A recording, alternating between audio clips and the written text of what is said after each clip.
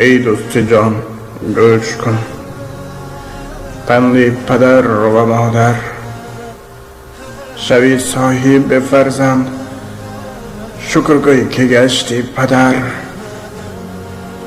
خواه دختر است خواه پسر، آنانم میوه عمر. به حرمت خداوند دوست دار آنان برابر. در این دور و زمانه بسیار است مرد گمراه. گر گشت صاحب دختر، بردارد خانه بر سر. مشو از اهل آنان کین بر تو زیبنده نیست.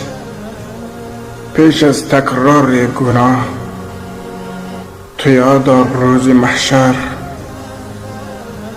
حیات خود دو روزه است، بشمار هر دم غنیمت.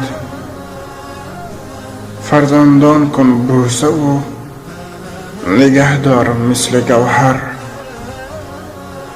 امید مکن فراموش که ما همه مهمانیم. کسی نداند که کی می آید روزی اجل. ای دوست جان گوش کن، پند پدر و مادر.